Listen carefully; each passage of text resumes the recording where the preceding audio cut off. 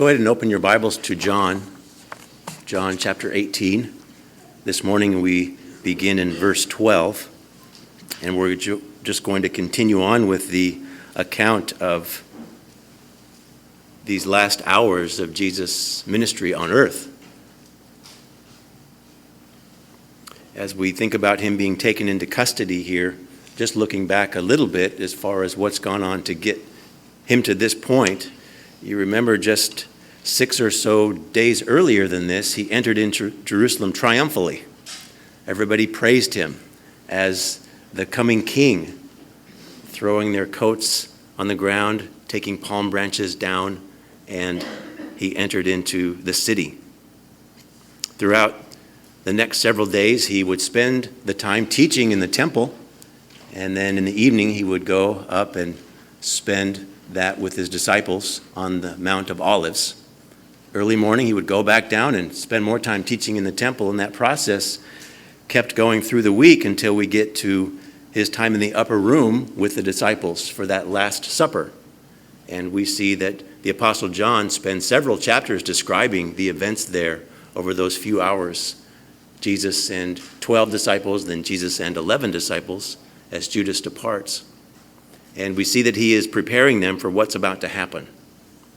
After they finish their time in the upper room, they depart and they come to the Garden of Gethsemane, where it was their custom to spend time there together, praying, relaxing, resting.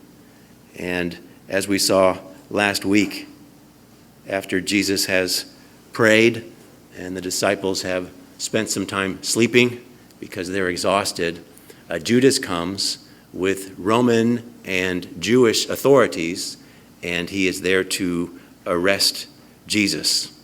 As Jesus asks them, "Who do you seek?" they say, "Jesus of Nazareth." He responds, "I am," and they all fall down.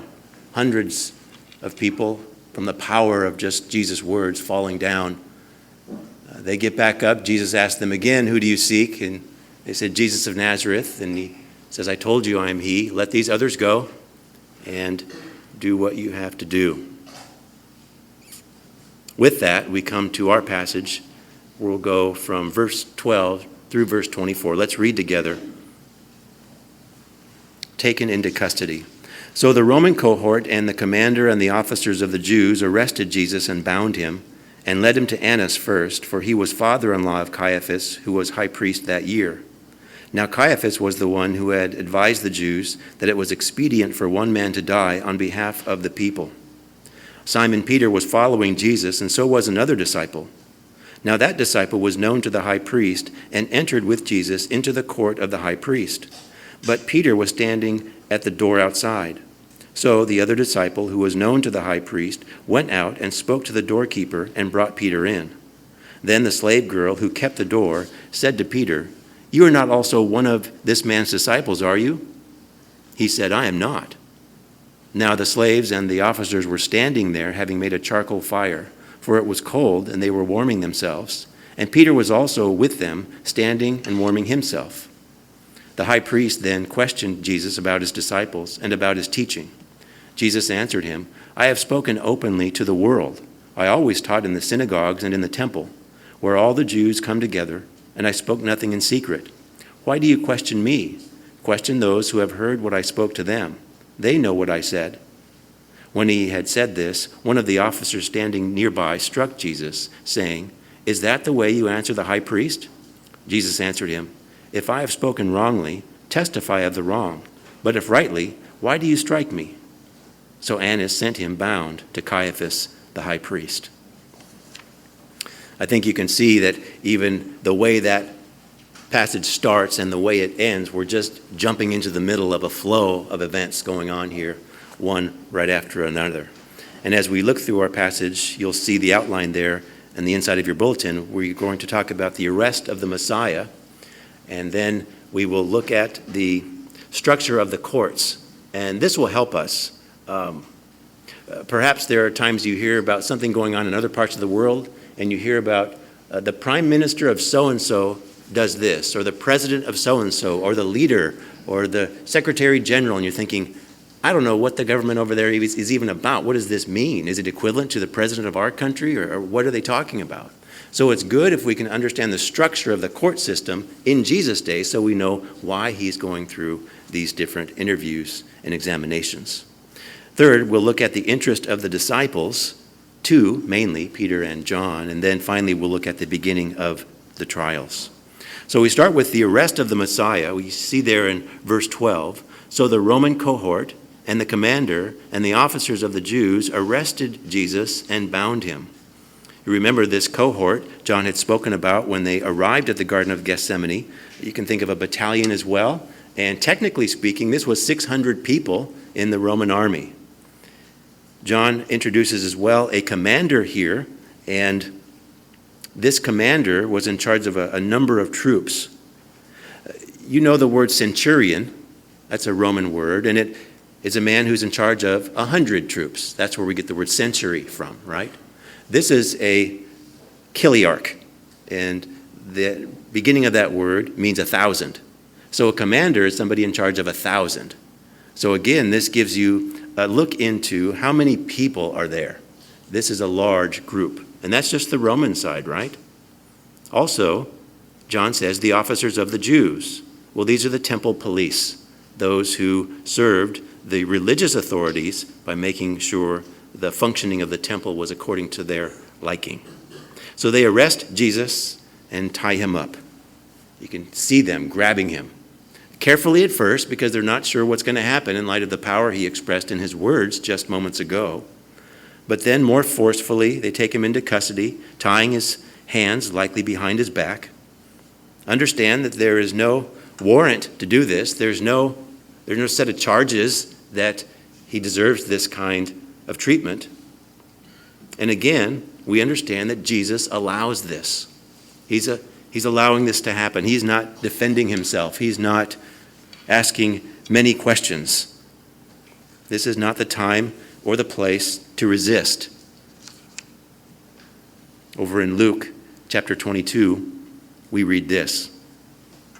Jesus answered and said, "Stop, no more of this."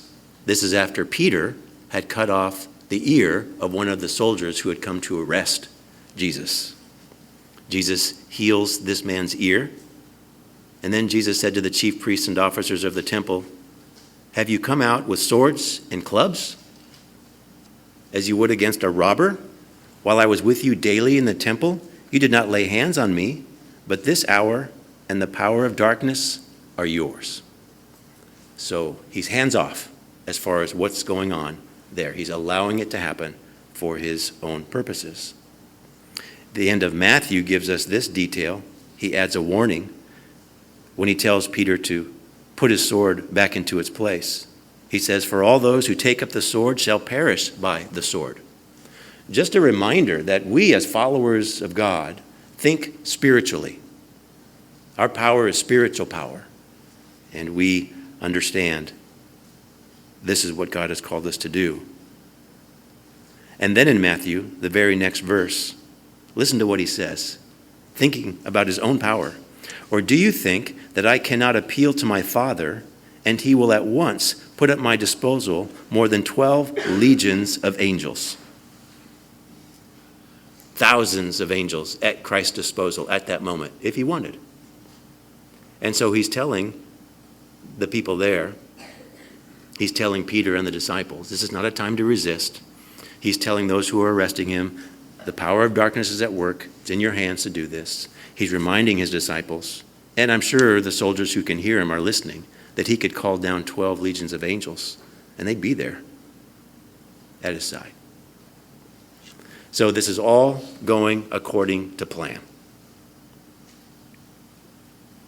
As Christ is allowing this arrest to take place, and as we see him move through the difficulties of what's going to happen as we move forward, it is a reminder to us of God's care for the universe and care for you as an individual follower of God's in light of what's going on here. Because what's going on here is for you. This is being accomplished for you. Now, not only you, don't get so self-absorbed you think it's only about you, but you're part of the reason this is happening. Romans chapter 8, verse 32. Listen to these words. He who did not spare his own son, but delivered him over for us all, how will he not also with him freely give us, listen, all things? All things. It's a comparison Paul's making. If God did this for us, how will he not also do all things for us? Because this is the most incredible thing he could ever do. And if he moved his son through the death on the cross, if he did that for us, he's going to give us all things. So we are completely trusting in all that he's done in the past. And we put all of our hope in the future promises he has made to us, knowing that those are going to take place in his time. We are confident in our faith. We are sure of the reality of heaven. We know that we'll be rewarded at the end.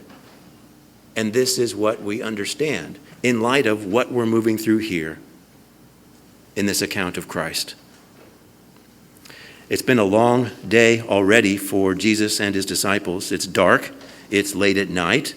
The disciples are exhausted. As we mentioned before, the schedule there during the week prior, very demanding. So much so that after that long time of teaching and praying in the upper room, Jesus continues on in the Garden of Gethsemane and prays, but he's by himself. And what are the disciples doing? They're sleeping because they're exhausted. While they slept, Jesus prayed. He moves through a deep crisis, agony, as Luke describes it, and he comes out determined to let it happen. And so it does. The arrest of the Messiah. Now, verses 13 and 14, the structure of the courts. Let's give some background here. Look at where they lead him. They lead him to Annas. And for us, that doesn't mean anything other than the next detail is, for he was the father-in-law of Caiaphas. And if we remember back to the earlier portions of the Gospel of John, Caiaphas is the high priest. He's the one that Jesus should go to. But he goes to Annas first. So we want to describe, why would he go to Annas first? Why did this make sense? The detail here about Annas, here in verses 12 and 13, and then verses 19 through 24, are only provided by John. Again, he is writing this decades after the other Gospels are already in circulation. So he's adding details to give a fuller account of the Christ. This is a preliminary examination before coming to the high priest. Why? Annas was appointed by a Roman authority named Quirinius. You might remember his name from the Christmas passage that we look at in Luke chapter 2, associated with the census and Jesus being taken down in the womb by Joseph and Mary to Bethlehem. So Annas becomes high priest in 6 AD, so sometime before what we're looking at right here. Jewish law would have the high priest serve for his entire life. But the Romans did not like the concentration of power in one person. So they demanded that there'd be a rotation of high priest. Annas stayed in office just 9 years until 15 AD. But through his power, he was able to keep it in the family. Listen to who was high priest after Annas. He was succeeded by 5 sons and by his son-in-law. His first son served 2 years. Then his son-in-law, that's Caiaphas, we'll talk about him in a moment, he served 18 years. A second son served 2 years. A third son served 5 years. A fourth son served 1 year. A fifth son served 1 year. And then a grandson served 2 years. As you think about the high priest, you understand that this was all in the family in a sense of, as John communicates to us, a sense of corruption. There's dealings going on with the religious authorities. There's dealings going on between the religious authorities and the Roman authorities. And so Annas works so that this can be kept in his family. You remember all the way back to the early portions of this gospel, we looked at the cleansing of the temple, and we described it as a family-run business. And the best thing that we can do as far as corresponding to what's going on back there is to think about our own day mafia families, as they would run certain parts of certain cities, and it would be up to them to make sure everything ran according to their plans. And Jesus explodes this idea coming into the temple, turning over tables, driving people out. And of course, those who are in power want to know who gave him the authority to do this. This is our business. And so you think of a crime family. Annas would be the crime boss. He stayed in power behind the scenes. And regarding Jesus, he wanted to be involved in this somehow, some way. And so there's this trial before the formal one, before the high priest would come in the coming hours. We are looking at this section describing the structure of the courts. And we understand as we move through this that there are 6 different trials or 6 different examinations that Jesus undergoes. Number 1, the first 3 are religious. Number 1 is the trial before Annas.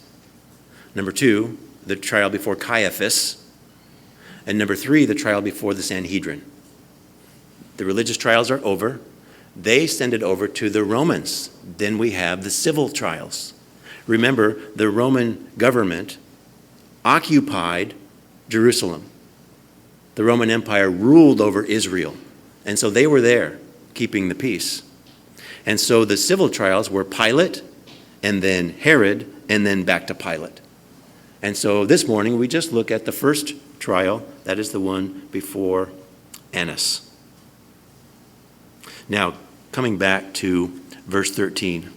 Annas first, for he was father-in-law of Caiaphas, who was high priest that year. So what's going on here? We understand Annas' interest in this, but this is legally unnecessary.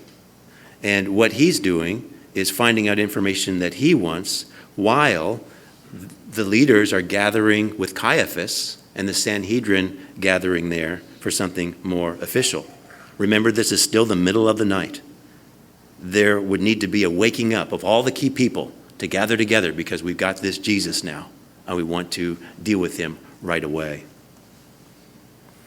Caiaphas, actually the high priest, and one who held office for 18 years, as we mentioned earlier. Now, look at verse 14. Now, Caiaphas was the one who had advised the Jews that it was expedient for one man to die on behalf of the people. This is referring back to John chapter 11. Turn there. This is the response of the religious leaders after Lazarus is raised from the dead by Christ. And Caiaphas is involved. Lazarus comes back to life. Chapter 11, verse 45, therefore many of the Jews who came to Mary and saw what he had done believed in him. This is Christ.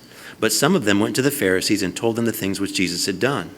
Therefore the chief priests and the Pharisees convened a council and were saying, what are we doing? This man is performing many signs. If we let him go on like this, all men will believe in him, and the Romans will come and take away both our place and our nation.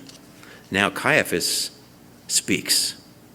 But one of them, Caiaphas, who was high priest that year, said to them, you know nothing at all, nor do you take into account that it is expedient for you that one man die for the people, and that the whole nation not perish.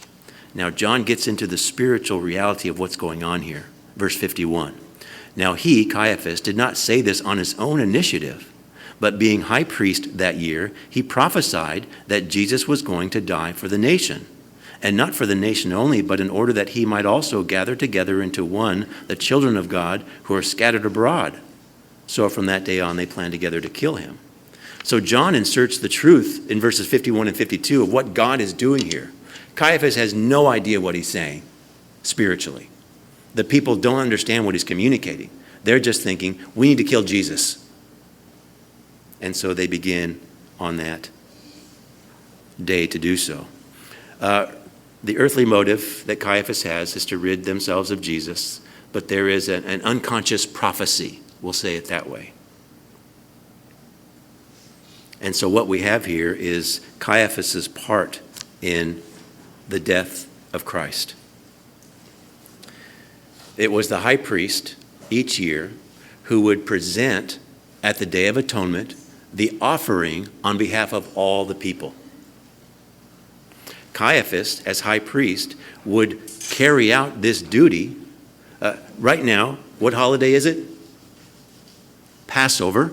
Passover, this is what we're looking at here in this time that Christ is moving through his death. The Day of Atonement would be September, October, Yom Kippur, every year. And so looking forward, the high priest, he would go through the ceremony of offering a sacrifice for all of Israel there in the temple. And John is alluding to this here in what Caiaphas had said earlier, because Caiaphas would be the man who would sacrifice not the offering in September, October, but the offering that very day. This would be Christ, the Lamb of God. And so as we think about what Christ is accomplishing here, there's the Passover fulfillment, and then there's the Day of Atonement fulfillment there in one action, the cross. And so Caiaphas, moving through this time, not knowing what he's doing, not knowing what he's saying as far as the big picture goes, we see him, just like Judas, an instrument in the process. Judas was an instrument of betrayal. Caiaphas is an instrument of the sacrifice of the Messiah.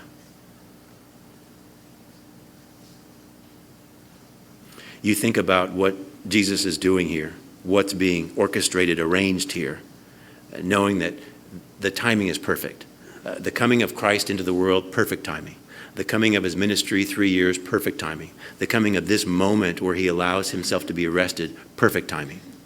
And you see that God does this not only in the big picture and in those significant events in world history, but he does it in your life as well.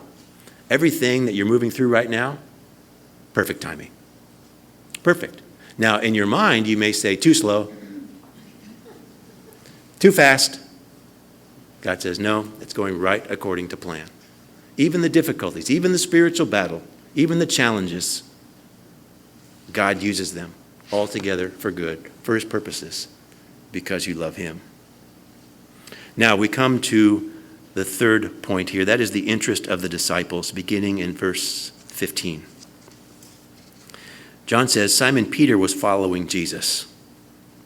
Now understand, all the disciples scattered from Jesus when he was arrested.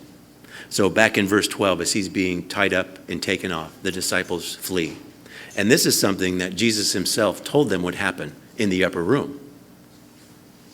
Matthew tells us all the disciples left him and fled. Mark tells us they all left him and fled. So Jesus is alone. He's walking through this time by himself. This is what informed the message of the American folk hymn, Jesus walked this lonesome valley. Jesus walked this lonesome valley. He had to walk it by himself. Oh, nobody else could walk it for him. He had to walk it by himself. And so he is by himself. But after Jesus tells them they will scatter, this is back in chapter 16, the end of verse 32, he says, yet I am not alone because the Father is with me. So everybody physically would be gone. He's by himself. But the Father is with him through the process. Now, after the scattering, there are two disciples who are drawn back to Jesus, but it's at a distance. This is why we're saying they're interested in what's happening. They're not planning on rescuing Jesus from the soldiers.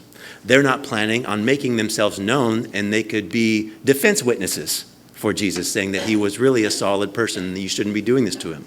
They're on the outskirts. There's a drawing like a magnet, but it keeps them at a certain distance. And so they are there. They go back across the Kidron Valley into the city, and verse 15 says, so was another disciple. Now, this is John himself. You remember, John doesn't call himself John anywhere in his own gospel. He identifies himself with words that would tell us that this is him, but they don't actually come out and say it was him. Oftentimes, he refers to himself as the disciple whom Jesus loved. Over at the end of the gospel, verse 24 of chapter 21, he says, "This is the disciple who testifies to these things and wrote these things." And here we just have another disciple.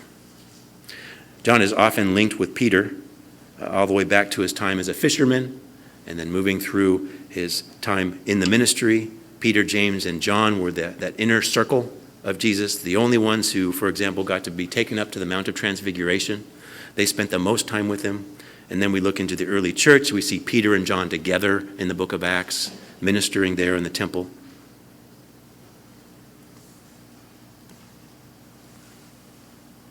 And so John goes on, look at the middle of verse 15. "Now that disciple himself was known to the high priest and entered with Jesus into the court of the high priest."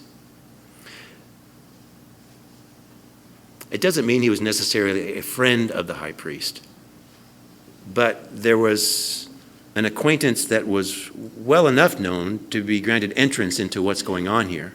We think of the high priest's living quarters. We don't have all the details, but as we get the description here, there's a court, and it's large enough to hold many, many people. And so John enters into the area, and he has this unique position to know what's going on here. Look at verse 16. "But Peter was standing at the door outside." He doesn't know the high priest. Not allowed to enter in. So John vouches for him. So the other disciple who was known to the high priest went out and spoke to the doorkeeper and brought Peter in. Now verse 17, "Then the slave girl who kept the door said to Peter, 'You are not also one of this man's disciples, are you?' He said, 'I am not.'" She recognizes John as one of his disciples. Look at what it says. "You are not also one of this man's disciples." So John has such standing that it's okay if he's identified with Jesus. They're not going to do anything to him. The gal who keeps the door asks Peter the question. He says, "I am not." She made it easy for Peter to say no, just the way she asked the question. "You're not, are you?" "Oh, no, not me." Verse 18 gives us a picture of what's happening here. "Now the slaves and the officers were standing there, having made a charcoal fire, for it was cold, and they were warming themselves. And Peter was also with them, standing and warming himself." This is the spring. Jerusalem sits at an elevation of 2,500 feet above sea level, so it can get cool. And so they're warming themselves.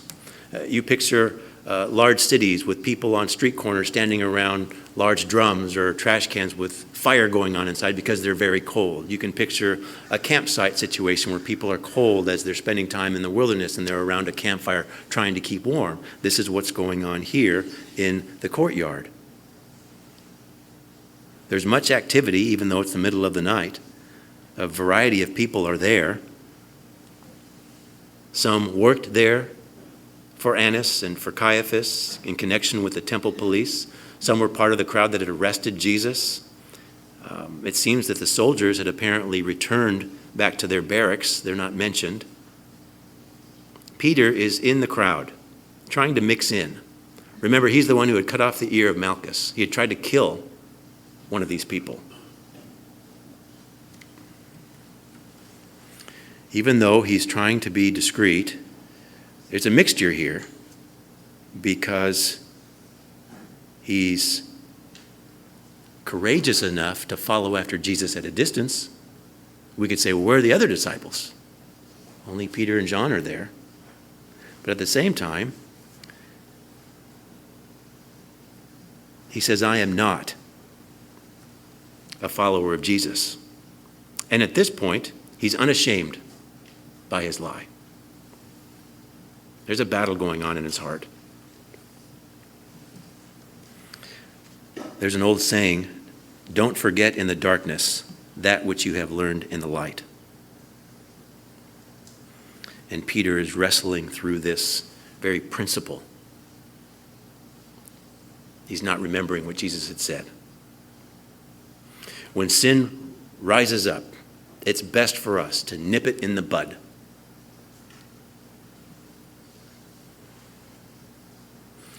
John will speak more fully about Peter later in the chapter, but we move now to verse 19 and the beginning of the trials. The high priest then questioned Jesus about his disciples and about his teaching. Now, this is not Caiaphas, this is still Annas. We know that because down in verse 24, Annas sends Jesus to Caiaphas. So he's still before Annas. This is a preliminary trial, the first religious trial. Annas sees Jesus as somebody who's been stirring up Jerusalem, especially that previous week.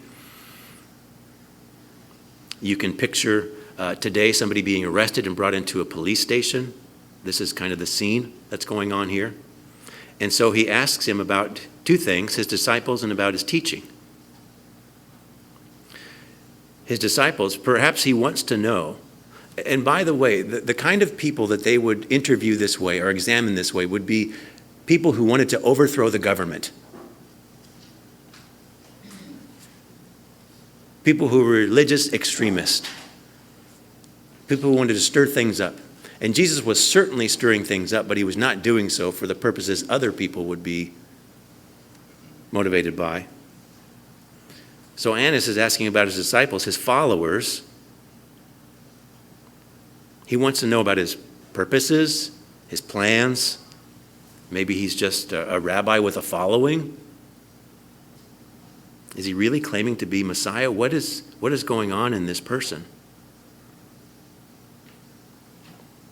The Romans put heavy pressure on the religious leaders to keep everything in check. And because they were the ones who had the military power, the religious leaders worked hard to do that, to keep everything civil. And so any kind of insurrection, any kind of difficulty coming from these folks who would gather people around them, they wanted to snuff them out immediately. Look how Jesus responds in verse 20. Jesus answered him, I have spoken openly to the world. I always taught in the synagogues and in the temple where all the Jews come together, and I spoke nothing in secret. He's saying that his teaching has been in public. Now, you and I know that he would often have to explain things in private to his disciples, right? Because they didn't understand. But he did teach everything publicly. He spent much time communicating in the synagogues, much time teaching in the temples. Listen to John 6:59. These things he said in the synagogue as he taught in Capernaum. Matthew 4:23. Jesus was going throughout all Galilee teaching in their synagogues and proclaiming the gospel of the kingdom. This would be like us saying church. So he went to churches and he taught. The temple's a little bit different because we don't have one central location for our spiritual headquarters. But John 7, verses 14 and 15, when it was now the midst of the feast, Jesus went up into the temple and began to teach, and the Jews were astonished. John 7:28, Jesus cried out in the temple, teaching and saying. John 8:20, these words he spoke in the treasury as he taught in their temple. So he was just out there all the time, teaching.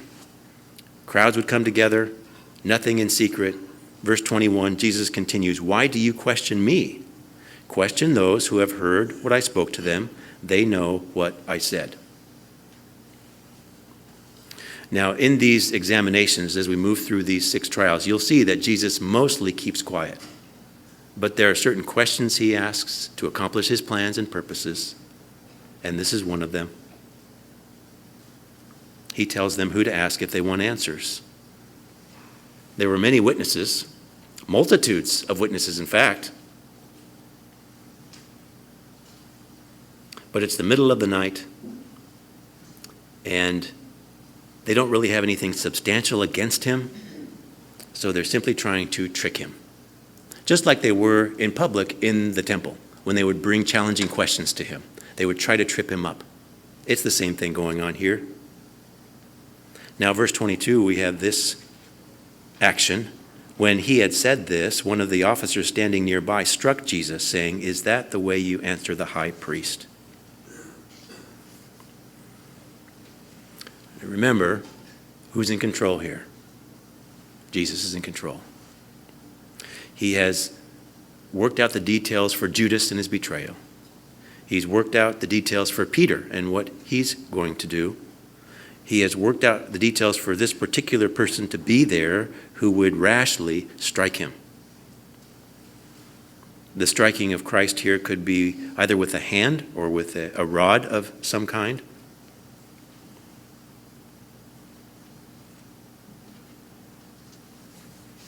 And this again was another action that was illegal. But they weren't concerned with the law. Verse 23, Jesus responds to the actions of this particular officer. Jesus answered him, "If I have spoken wrongly, testify of the wrong. But if rightly, why do you strike me?" He had not testified wrongly. He had not said anything wrong. He just asked for proof. What's the reason you've done this?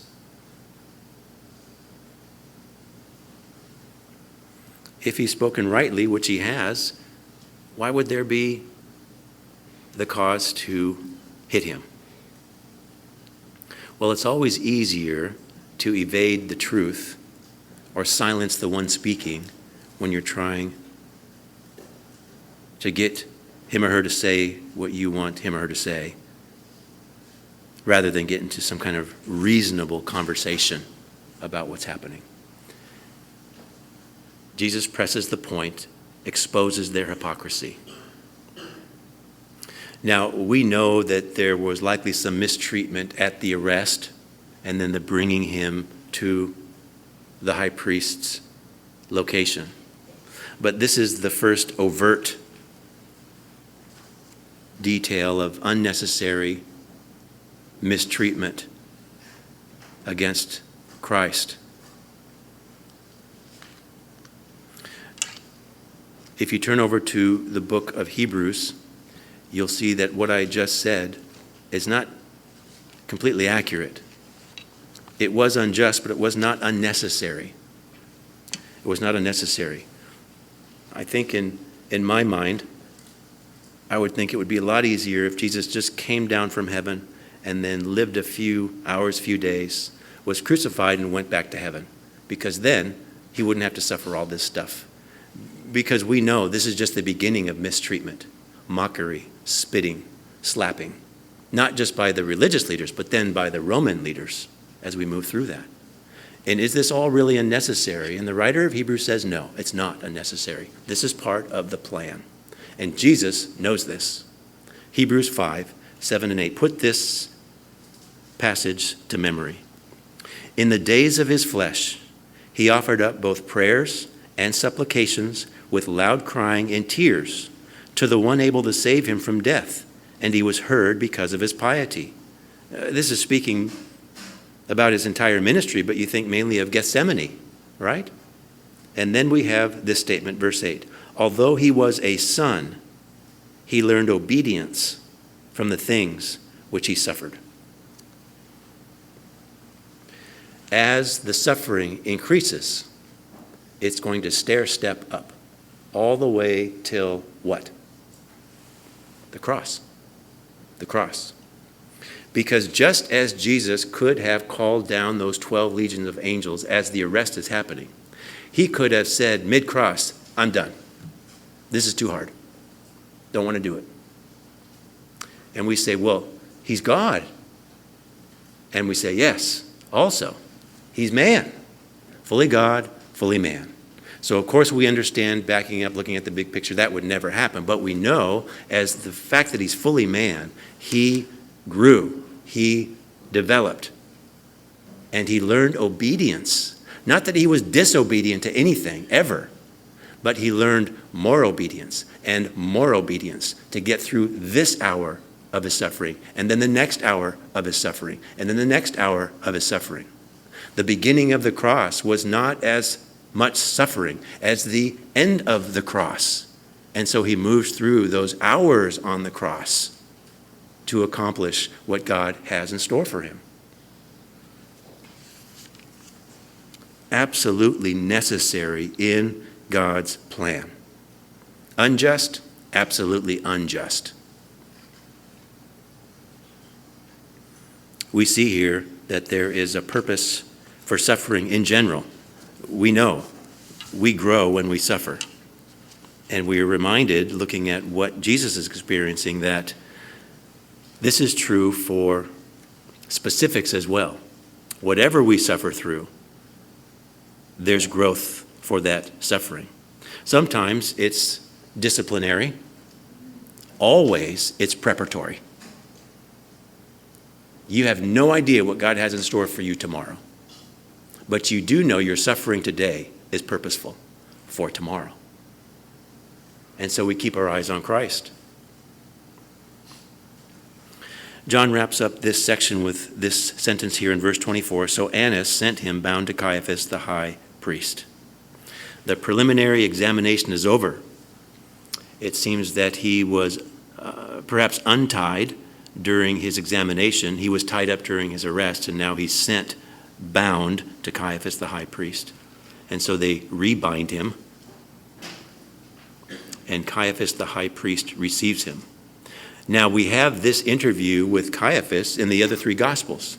John jumps right to Pilate because he knows this has already been covered.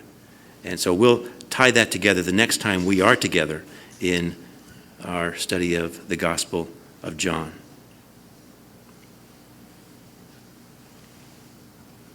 As we move through these details about what Christ is accomplishing here, understanding that every detail is purposeful, and every detail there's something you can draw from to learn more about Christ and to learn more about how to follow him more effectively.